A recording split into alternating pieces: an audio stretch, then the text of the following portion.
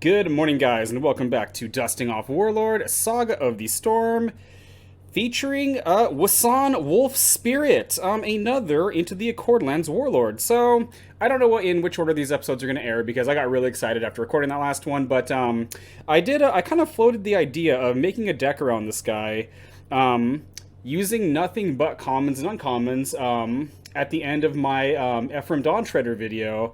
And by the way, I cannot believe, with all the freaking Voyage of the Dawn Treader references I cannot believe I forgot to bring the freaking stupid dragon aboard to represent Eustace when he got transformed. I don't know what I was thinking. Good heavens, man. I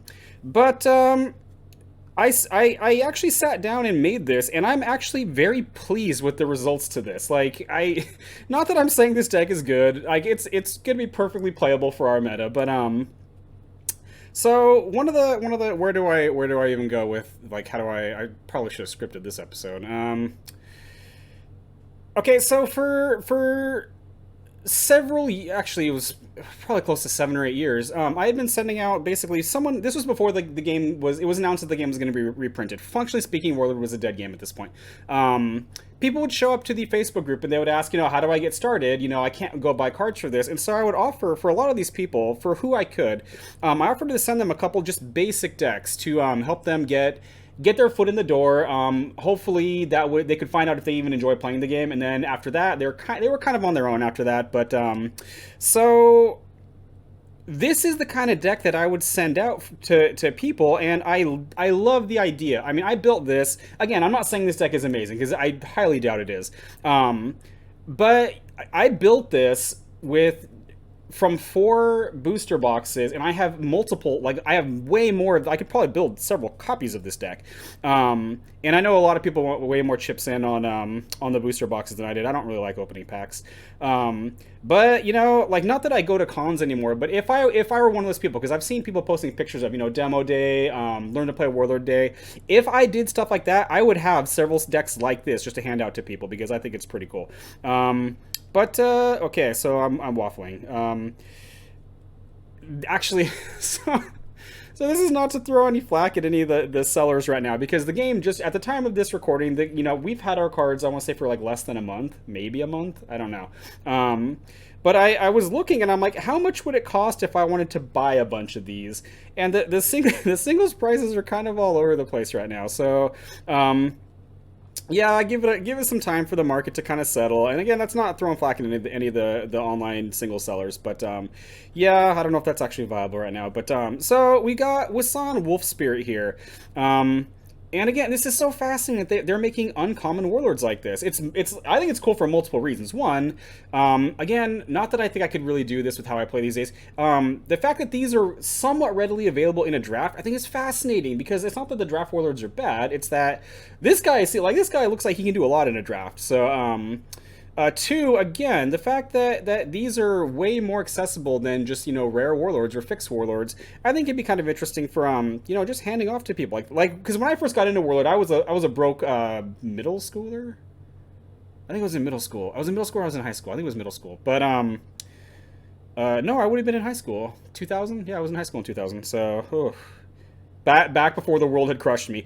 But a lot of what I had was people just saying, hey, that kid over there is broke. He's got the one crappy dev starter from Gen Con, and I have an extra X Warlord, because everybody had tons of extra Warlords back then, and that was when they were rares.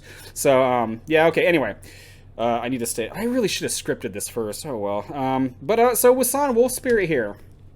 He is a good Nothrog VoTaurr Warlord character, VoTaurr Shaman. I'm already off on another side thing. Now, during my when I was going through those starter, or not the draft warlords, and I was kind of remarking, like, why is the elf good? Why is the freak evil? Why is the dev good? I really need to ask Woodrow or Josh this, because I think they both agreed to come back on my channel at some point after we all had our cards and had time to digest stuff. I think, and I'm just shooting from the hip here, and I probably don't know what I'm talking about. I think, historically speaking, dwarves have been a mostly good faction. Freaks have been a mostly good faction. Everybody else was mostly evil. Mercs were, I guess, a coin flip, but like devs, like 90% evil. Elves, 95% evil. Nothrogs, 95% evil. And so you had certain cards I mean, these have been available in Warlord. I want to say since practically the beginning. You had cards like I think it's Protection from Evil and Protection from Good, and even towards the end, oh, what was his name? It was he was an elite Dark Horseman. He was a rogue, I think, and I think he got like +4 attack, +4 to his attack when his strikes are targeting evil characters. A benefit to a benefit against evil characters is generally speaking better than a benefit against good characters, simply by virtue of the fact that the game is 2/3 evil. So I want to say I could see all this having good, good Nothrogs and good elves and stuff like that as kind of a step away from that, as a way to try to go, okay, we're not going to just shoehorn devs into being mostly evil and the good ones are oddities, which I think is a pretty interesting step to take there, or an interesting direction to go if that's what they were doing. I don't know. I am 6 minutes in and I have said practically nothing. That's a great start right there. Okay, so Wasan Wolf Spirit, he's level 5. He has +4 for his attack and 14 armor class. Nothing special there. +9 skill. He's got wizard stats. They're victim stats. Limited order, perform a +4 range strike, and limited order, put an animal token into play adjacent to Wasan Wolf Spirit. And it is a level. What I have the token here. It is a mercenary level 2 good classless beast character with +2 physical attack, 8 AC, 0 skill, 1 hit point. This thing sucks. This thing would not really be good as a level 1, much less level 2. But the fact that he has these 2 abilities, and these don't require you to discard cards. They don't require you to he doesn't even require you to spend. So there's potentially a lot of value out of that. He can be doing all these other things, and none of his abilities here require any investment except a single action to do it. So, and even that beast, we're going to do some stuff with that stupid animal token. So yeah. Yeah, so that is Wasan Wolf Spirit. It is also interesting that the Shaman trait is back, because there were only a couple Shamans throughout the game. I want to say there were 2 Warlords. There was Tauth, and there was, I think, Jalik was the other one. I don't know if there are any other Shaman Warlords. Unless you count Padrig. I can't remember. I think Padrig is a shaman, and he's only a warlord in the Wyvern Challenge, I think. Yeah, well.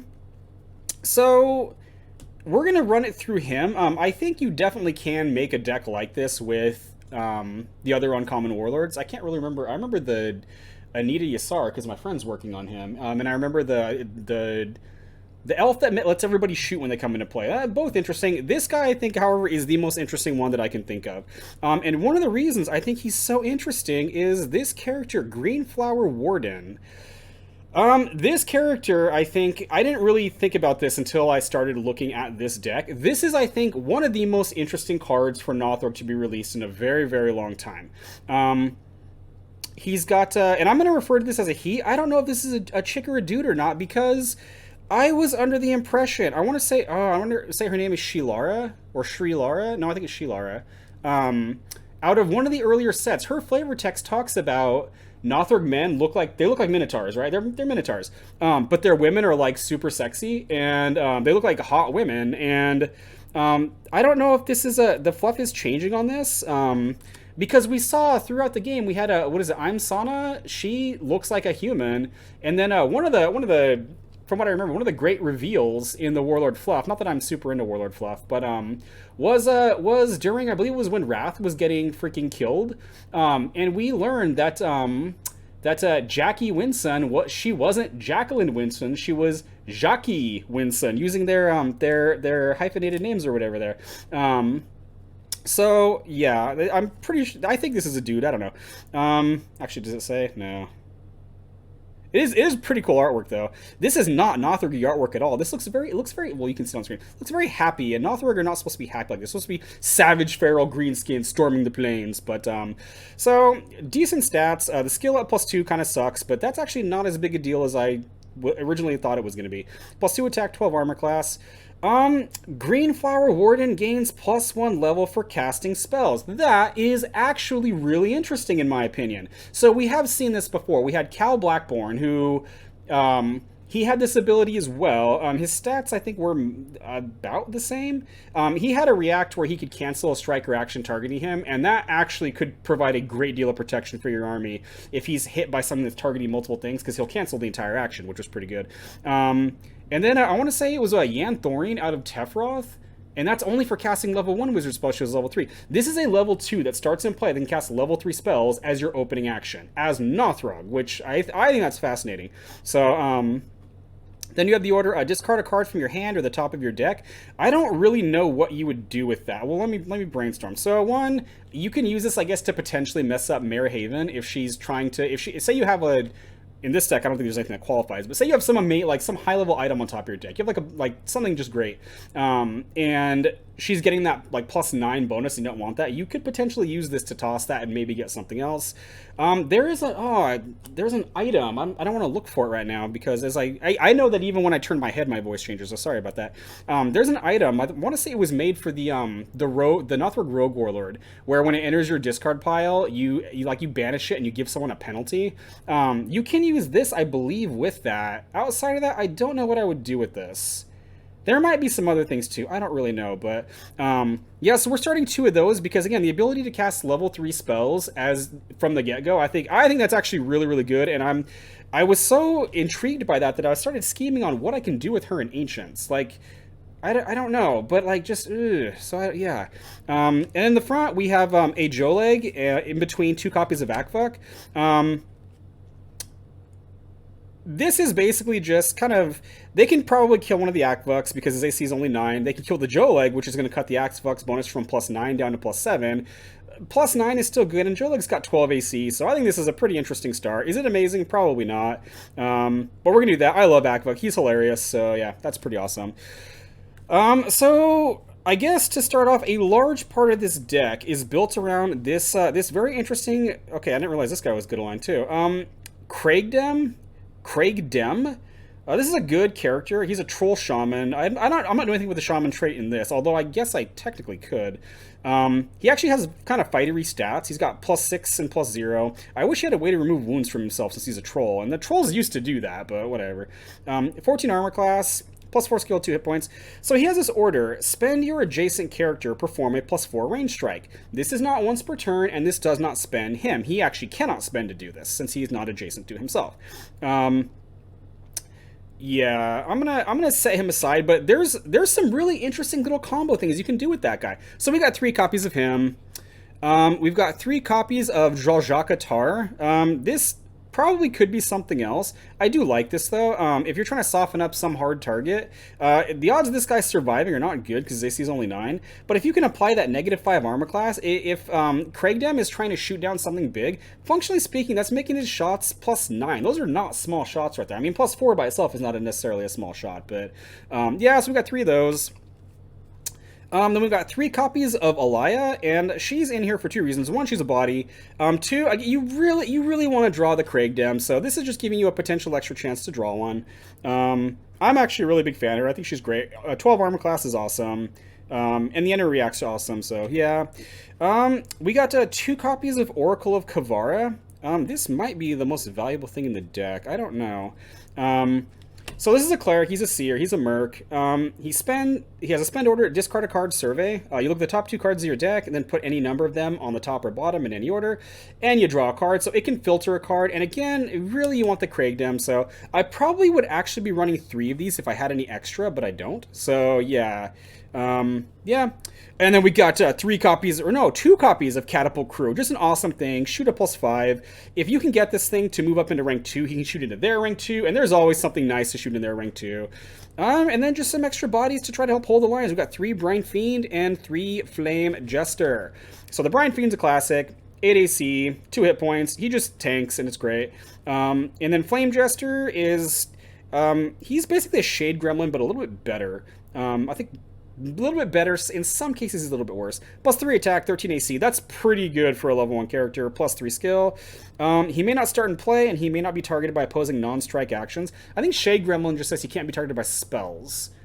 And you can target this guy with spells if they produce strikes, but yeah. So yeah, just try to hold the line with those guys. And again, the fact that they're bodies. I keep saying bodies, but it is important in here. It's mostly important for the Craigdem. So that is our character base. For items, now... we've got 2 copies of Burning Scroll. You spend this for form of +3. You can throw one of these on, I think the first one's almost always going on to Wasan.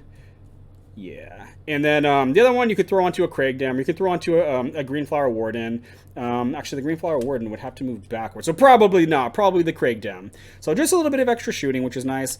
And then we got some movement here. We have the Hunting Staff, 2 copies of that, and 2 copies of Cloak of Flight. So Hunting Staff spends to move an adjacent character forward. The Cloak of Flight gives you a little bit of armor class, which can be nice. Your spells gain the Arcane trait. I don't know if that matters all that much. Maybe it'll matter later. I don't think it matters now.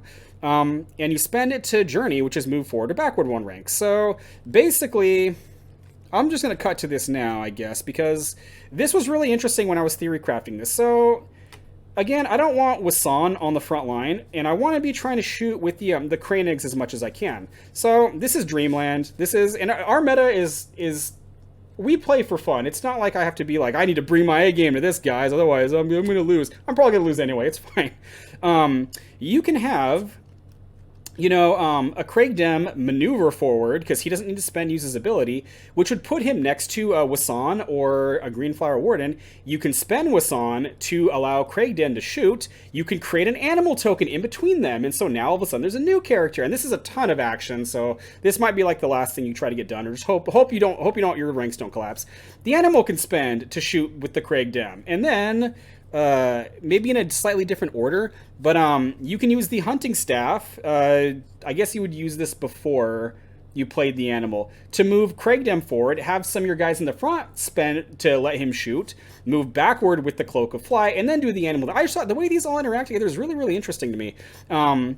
You can move, take the example where there's an animal token next to Wasan, and they're all spent out. After Craigdam starts moving backwards, you can move him somewhere else so that, yeah, next turn, or even that turn, if there's other characters, like there's a Greenflower Warden or something, they can spend to do a +4 also. So it just, I thought this was a really, really fun idea. Again, is it going to work all that great? I don't know. I don't really care. Again, it sounds like a blast to me. I like shit like this. So yeah, it's going to be a good time.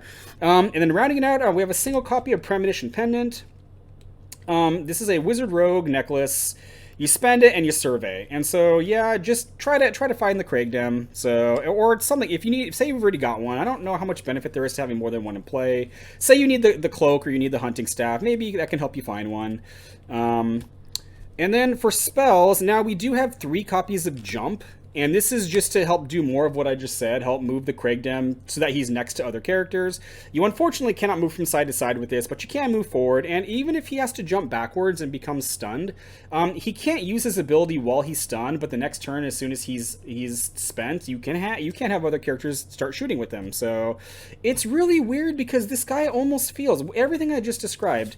This almost feels like this should have been a siege engine of some kind, like I don't know what they're doing to make him shoot all these things, but like I could see this. Say this were some kind of ballista or some kind of I don't know, like not light catapult. I guess yeah, maybe some kind of not light catapults, but a small size catapult or something like that. And everybody's just putting a rock on and pulling the thing, and then they're my arm hurts, and so the next guy fire the catapult. That seems far more likely to me. The range strike on this is not even a spell, so I don't know. So we got 3 jump. We got 3 meat at the inn, because again, like I'm broken record, find the Craigdam as soon as you can. But then we have a suite of spells for both Wasan and the Greenflower Wardens to cast. So I found it very fascinating that this first one, that Fireball, I believe it got errated in 4th edition, so that the DC, I want to say the DC for the magic save of this is equal to your skill. That would suck with the Greenflower Warden to be DC 2. It's like, don't roll a 1 and you make it. This went back to almost its original printing. This used to be an order. This is not used to be a spend order. With Tauth, those were days when Tauth could order Fireball. Oh, it was so awesome. Now it's a spend order, but again, you don't need to draw movement for Wasan. I guess you can conceivably jump him forward and then cast this, but he doesn't really get a benefit out of it. So it's a spend order, it's fire, perform a +4 range strike. After the strike, any characters who are adjacent to the target must succeed with the magic save, DC 9 or suffer a wound. DC 9's not great, but I think this is a perfectly acceptable opening action. You target the guy in the middle and potentially, the strike doesn't have to hit, and so potentially it's 2 opportunities to wound the guy you shot at, and then potentially kills the guys on the sides, or at least wounds them. So we got that. I believe that's actually the only... No, we have other flat-out offensive. We have 3 copies of Shadow Bolts. This is also kind of a classic card. This went into a lot of those demo decks I was sending out, because this is, for Wizards, this is 2 shots that are +4, and it was, I believe it was uncommon. Now it's a common, which is nice. It's Necrotic, spend order, perform +4 range strike. If this character is a rogue, I don't think any of the rogues in the deck can cast it. I think it might just be the Flame Jesters and the, what's his name, who starts in play. The Joleg, yeah, none of them can cast that. If this character is a rogue, the strike inflicts additional wound against spent characters. If this character is a wizard, perform another +4. So again, I think it's perfectly acceptable for a green flower warden to fire Shadow Bolts as your opening action, especially if you do it again with the other one on your second action. That could be a barrage of shots right there. So I like that. And then we have a couple things that are not quite the same. We have 3 copies of Summon Avalanche and 3 copies of Retreat from the Royal. Summon Avalanche is a frost action. It's cleric or wizard. Spend order, target each character in a rank within 2 ranks. Each target must succeed with a reflex save, DC 14, or spend.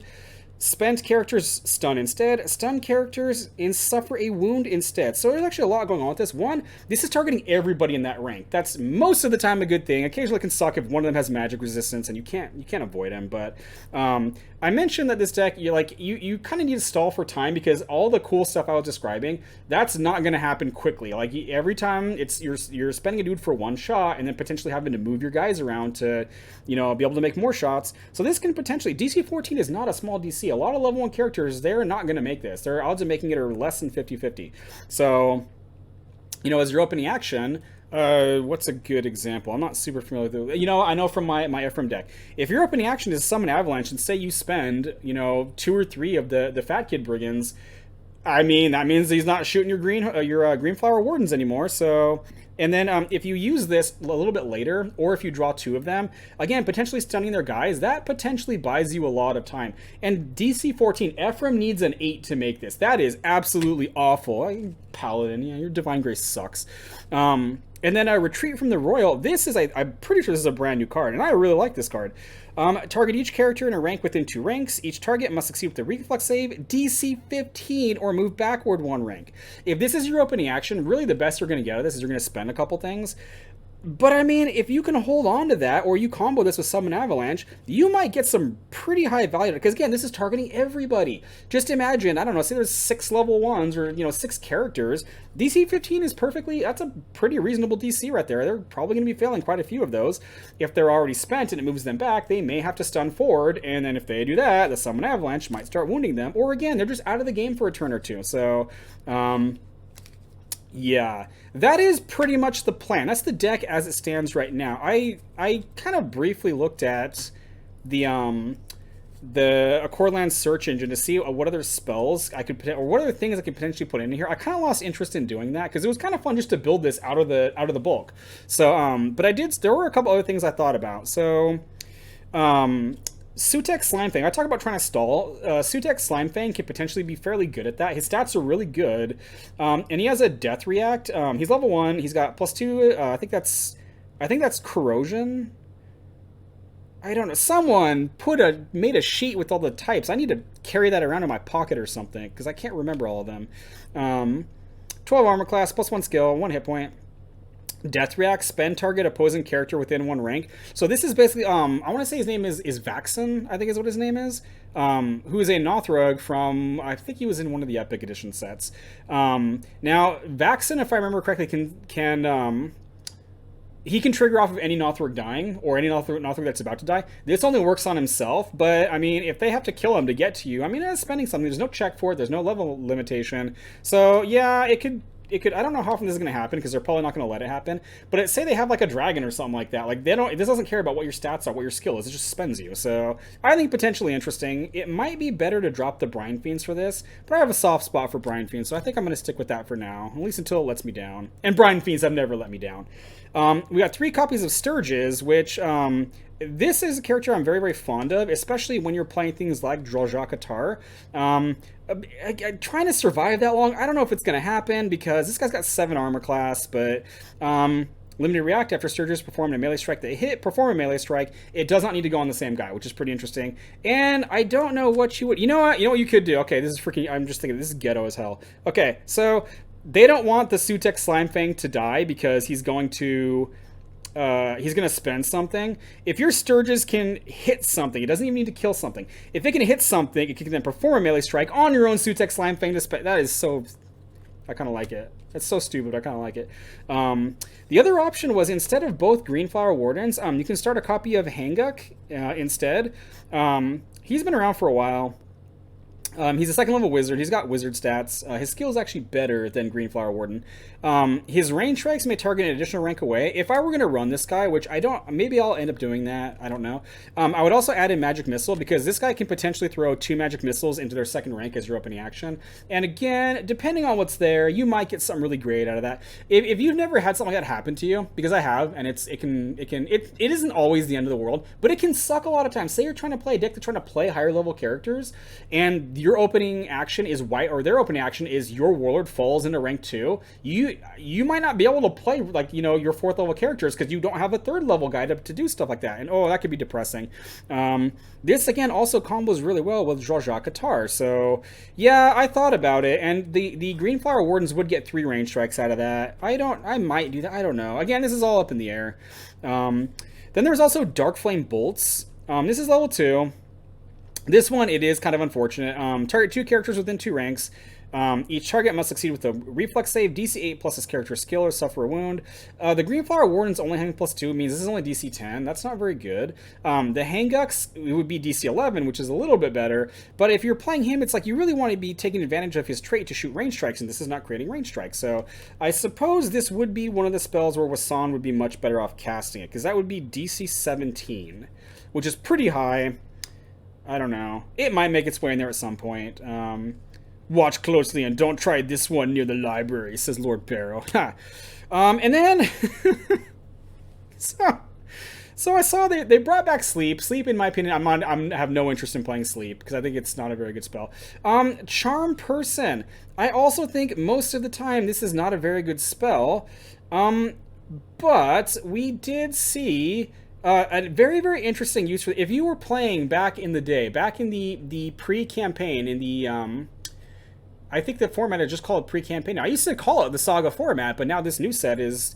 I agree with whoever said I think the naming was unfortunate. That's what they decided to go with for this block. But if you remember the Corteth, Abyssal Attack, the very first Overlord challenge.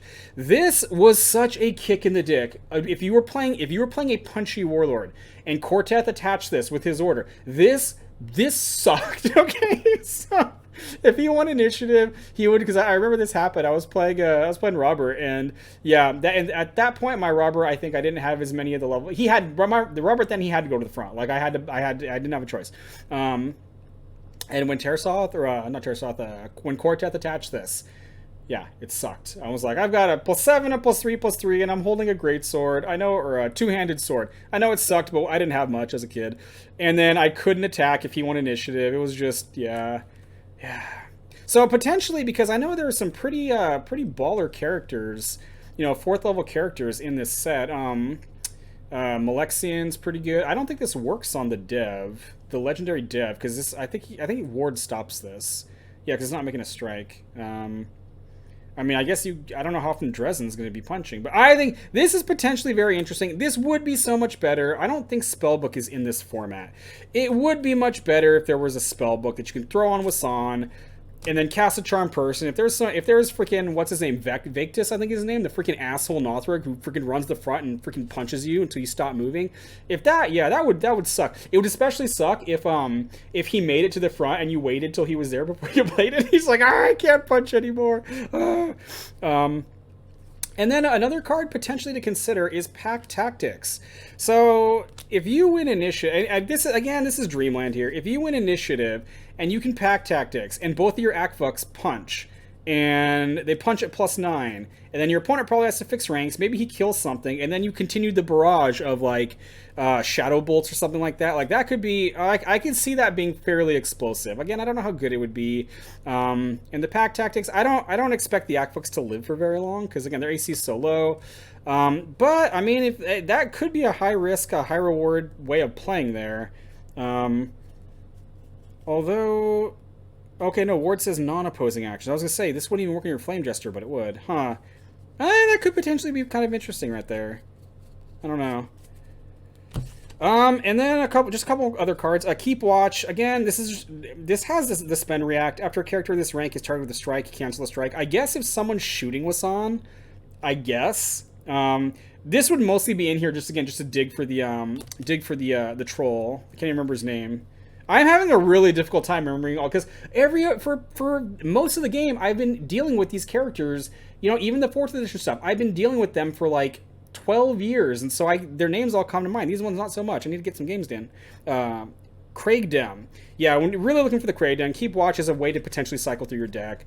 And again, maybe another copy of Premonition Pendant because, you know, even if you draw multiples, pretty much all the wizards can attach that, so.